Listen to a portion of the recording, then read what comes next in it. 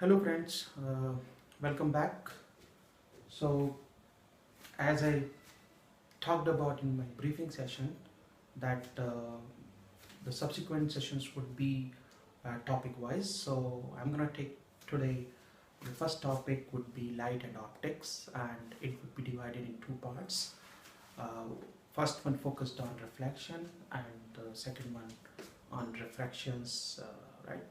So uh, each session would be about an hour session, and so let's start. And as I said in my briefing session that I emphasize a lot that before starting any topic you should be knowing what we are talking about in coming 1 hour session, and just mug up those keywords, right? So that you can, you know, associate all detailed discussion with any one of them, right? And that bonding should be always in your mind. It's more important, you should remember that attachment to bonding rather than going in detail. I mean, that is also important, but more the priority you should keep to that, right? I explained in my first session. So to do that, I just put the contents which I'll be talking about. So I'll be talking about light basics first, what is light and all that we'll talk, and then we will talk about light properties or characteristics, which are reflection, refraction, transmission, and diffraction. So reflection, refractions are the two important one which need to be discussed in detail. Other two are okay. I'll just give you a overview of it, and that's all. I think that's enough for you, right? And then within reflection, we will talk about reflection on plane mirror, reflections through spherical mirrors, and same thing we will do in refraction, refraction through plane glass, refraction through prism and reflection through a curved surface, and refraction through lenses. Okay, so and whatever formula I tell, you need to associate whether it's for spherical or it's for plane. That is more important. Okay, so let's switch to slides. uh,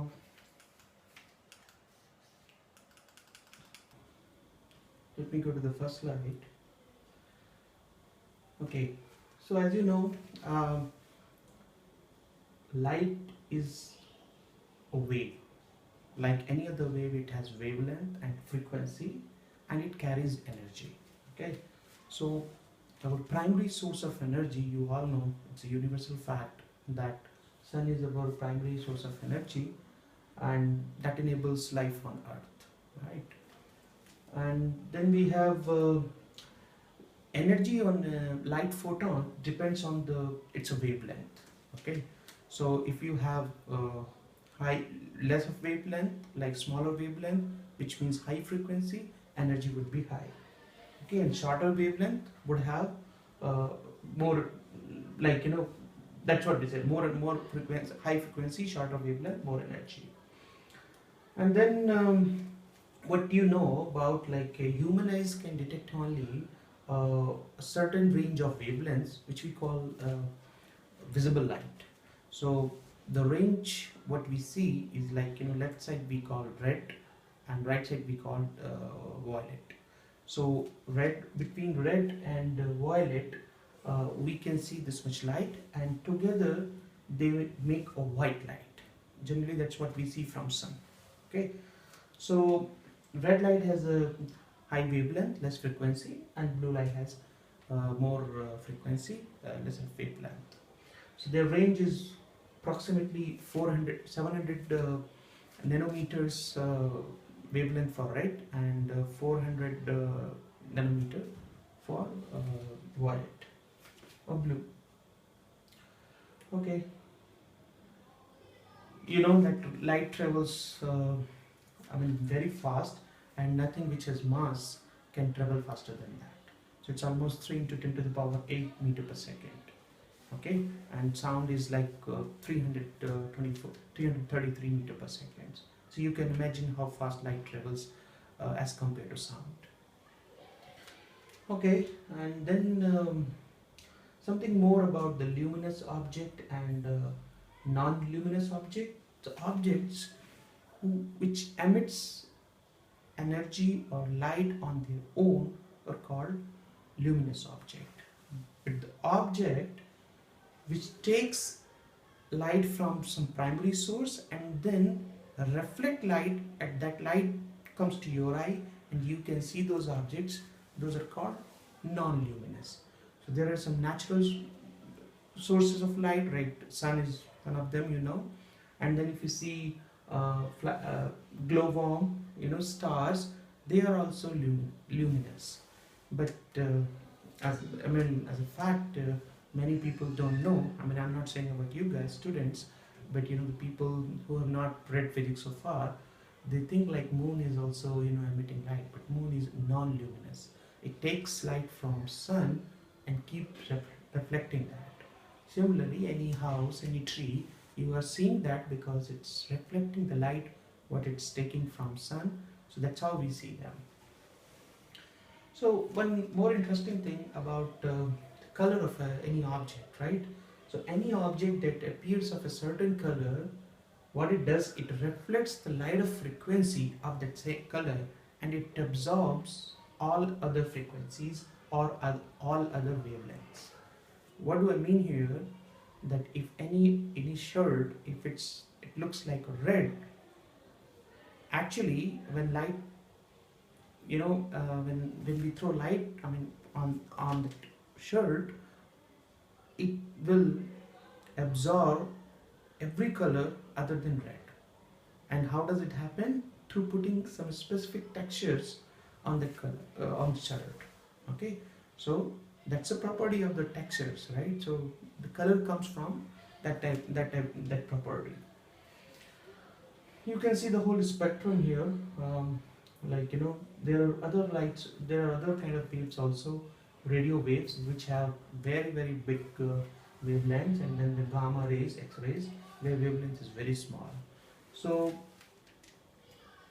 I mean, if you know the lights which are beyond this, or lights which, I mean waves which are beyond you know, other side of that the spectrum, we can't see that, you know. Many animals they can see that, right? And same thing with sound waves, right? Yeah. So now we'll talk about the behavior of or properties of light. So basically, when light waves hit any material boundary, right, then there are three characteristics, you know, it shows up like first is reflection, then refraction, absorption, or diffraction, right? So any of these can happen. We'll discuss in detail reflection and refractions later on, and absorption and diffraction, transmission, absorption and diffractions, those are not in our syllabus, right? So we'll skip that, but just to give you overview, right?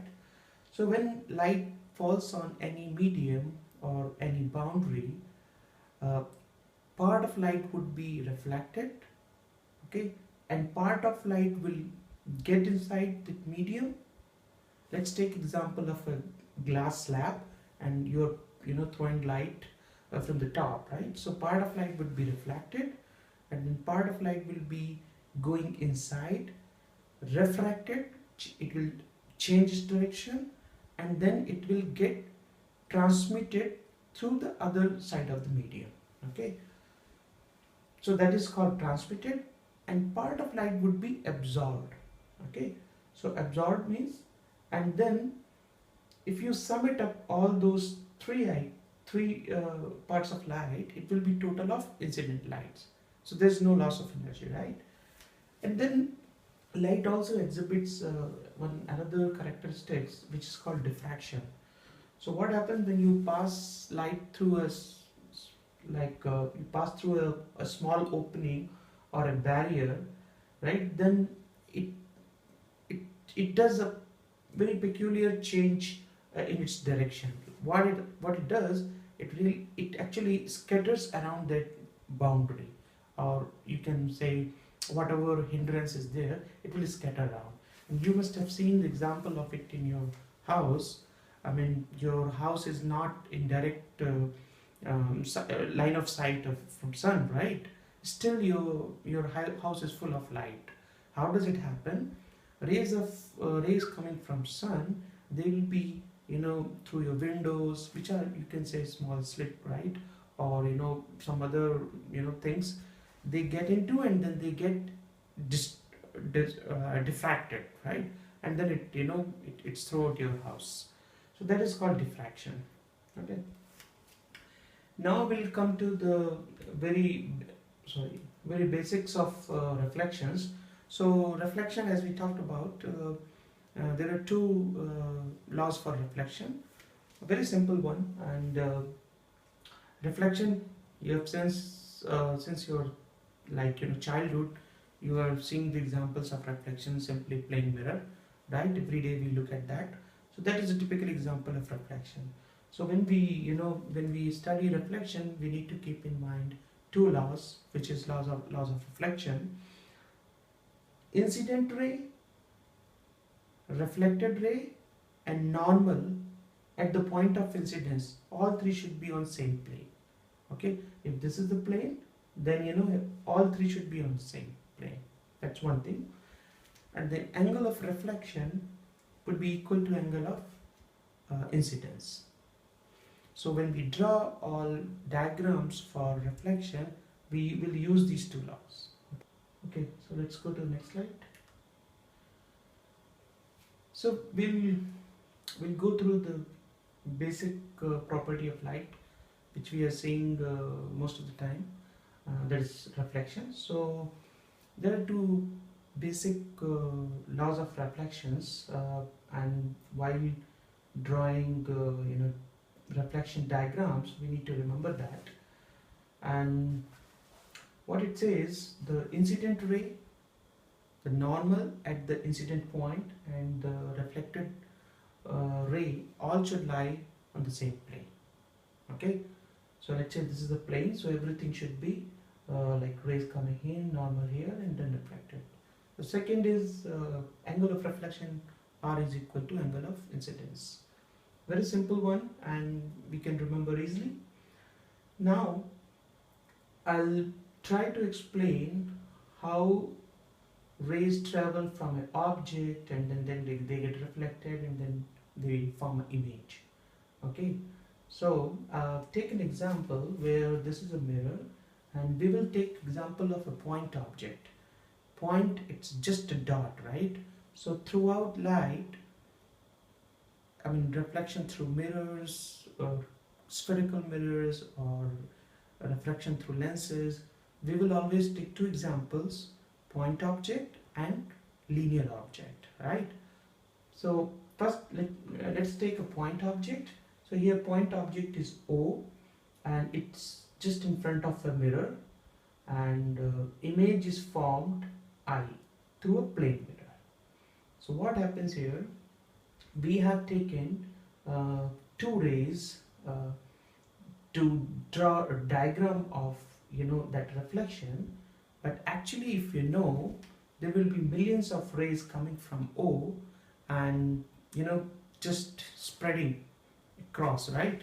And you can think of how an object, a point object, or any object throws light out of it, right? So if you think of a hollow sphere, at the center, if you have an object, right, so it will have rays across, right? But we will be, your eyes would be looking at only piece of rays coming towards eyes. Rest of the rays will be going other side, and out of those million rays, piece of a section of rays, we just need maximum and minimum two rays. We need minimum two rays to identify image. So after reflection, wherever those two rays intersect, right, or they appear to be intersecting, that is your image, right? That's the point for image.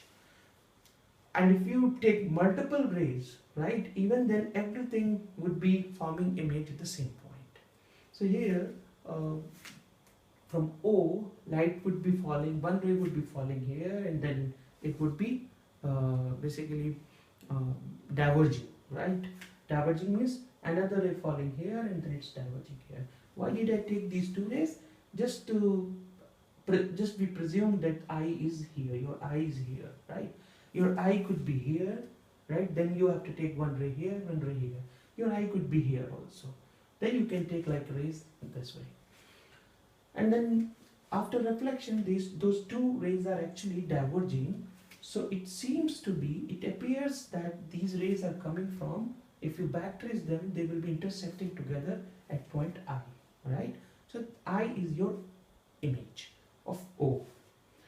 And as we know, rays of incident angle theta and this is theta r, those two would be same. So using that I can prove that the distance of image I from plane mirror is same as distance of object O from plane mirror. Very simple. Theta r is, because this is I and this is r, right? So your r would be corresponding, sorry, this theta I would be corresponding angle to this angle, okay? So this would be I, theta I, and this theta r would be, sorry, this theta I would be alternate angles and this theta r would be corresponding angles. So this triangle would become like isosceles triangle, same angles, right? And that shows, and then you have one common side, okay? So that, and one angle is 90, so that makes both triangles a similar triangle, and if they are similar triangle, d0 equal to di. So here we proved a very important aspect, that d0 is equal to di. Image is formed at the equal distance, right? That we all know about simple, plane mirror. Now we will take example of a linear object which has height h0, AB, and we have to prove that it will form image which is of same size, same height and equal distance. Equal distance we have already proved, okay? So using that concept, actually we can derive directly from there that point A will form point image E at equal distance, B will form image D at equal distance, and because this is perpendicular, even if it is at some angle, it will also form an angle, right? Then it means these two heights would be same. Still we can prove that, you know, in this so there are rays coming from A and it hits at the corner and goes away, okay? Reflects at the same angle. This is theta, then this also becomes theta because incidence angle is equal to angle of reflection. This is your opposite angle, this is also theta. If you look at these two triangles, two angles are same, one is 90, and we already know about this distance part, those are same, so again both are similar triangle. If they are similar triangle, then these heights are also same. So another aspect, the image formed, size of the image formed is equal to the size of object, linear object. So that's what we just talked about here.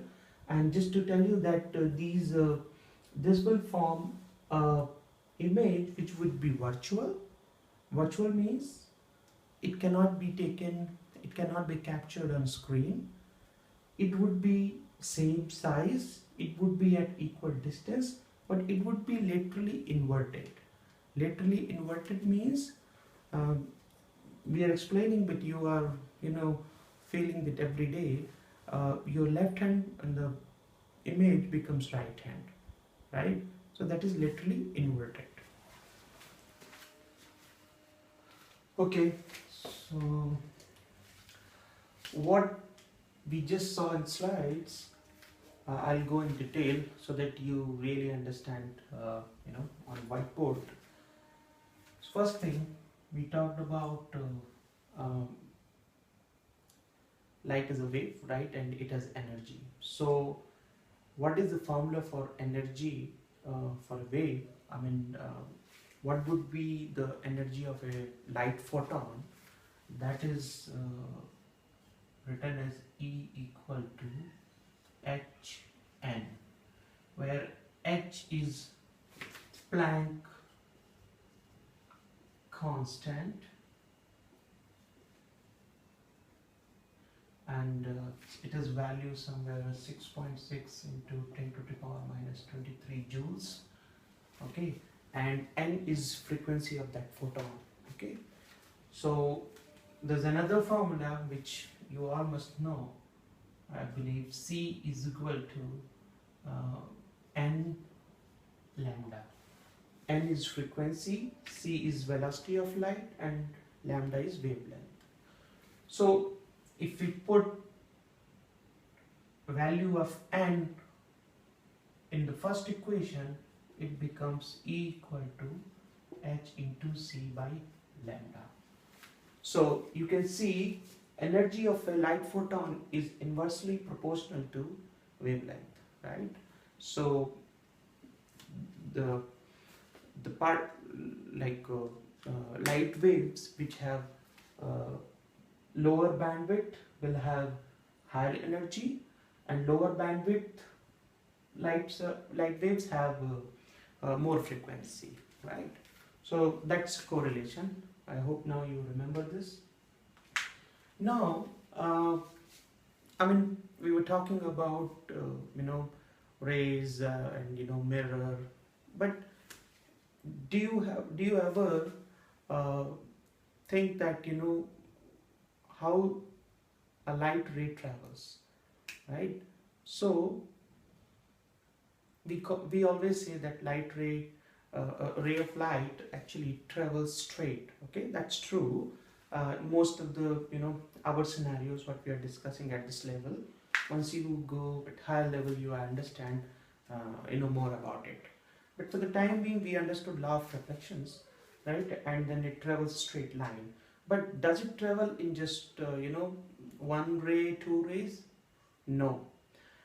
Even I used to be confused when I used to be in class 8, 9th, right? Every time we draw a diagram where we say two rays, right? One ray, two rays, and then we form an image. We were never able to understand where are the eyes, right? Who is watching? Who is looking at those images? So actually, if this is a point object, rays will be going like this, right? All across, in circular way. And when we talk about any, image formation, we take only one or two rays. Actually, we need to take minimum two rays. So that is the concept we will be using throughout all other, sessions. To form an image, we need at least two rays. And reason is quite obvious. If one ray is coming from, any place, the point object could be here, the point object could be here. You can't, determine. But if that line is, another ray is cutting like this, right, then, it appears that both rays are coming from this place. So this is our point object. And when I say point object, any big thing, if you see a ball, if you see a bottle, it will be made of millions of point objects, right? So we always draw a picture for a point object in our books, or and then through point object complete using a point object, a point image is formed, and if you map all point objects, a complete image is formed. And sometimes we take example of a linear object like this, right? So what does it mean? It has all point objects from bottom up to top. Okay, so we miss sometimes this concept that we take only two rays. Okay, so now I'll try to prove why I'll try to explain you guys that image formed by a plane mirror is at equal distance as the object from plane mirror. Okay, so let's take this as a mirror. You have a point object here, okay, and we know that we have to take minimum 2 rays to form an image. Maybe first ray we will take it like this. It has come here and then it has gone like this. Okay. So now if you take it down, anybody seeing from here, this ray is coming from here. But where is the point object? He cannot determine, right? So we need another ray. So I will take another ray which is falling perpendicular or normal to the mirror, right? So another ray is going like this, right? And it will take its own path, back to it will be reflected on its own path after hitting this mirror. So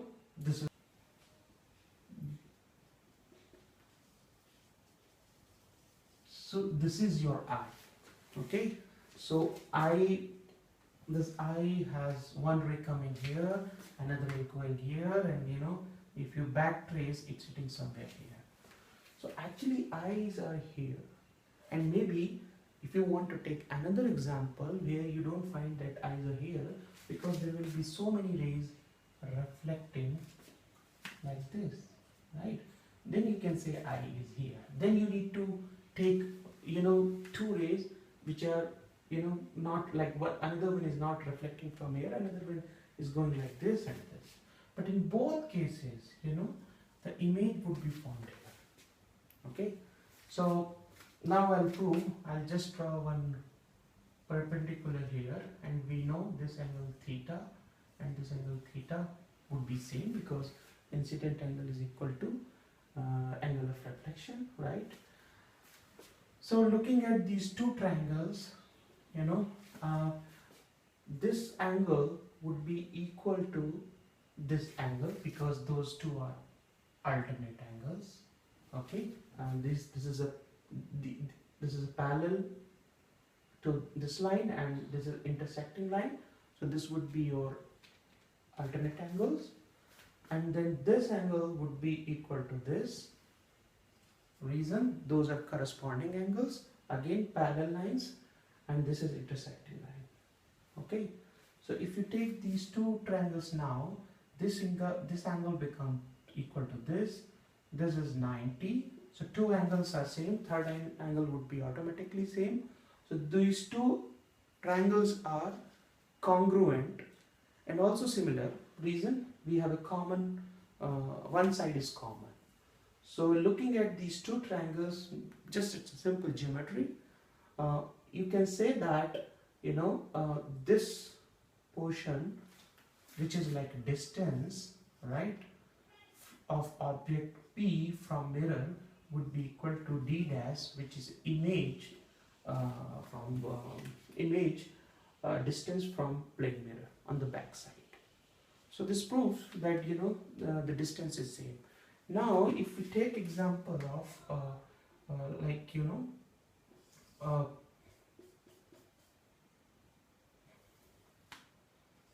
a linear object, just following same, we can easily prove that height of this would be equal to height of this. Why? I mean, if you see, this linear object is made of so many point objects. So if this point object distance from here to here would be same, this would be from here to here, it would be same. So everything is same, so total height would be, I mean, if you form two triangles, you will understand that height is also same.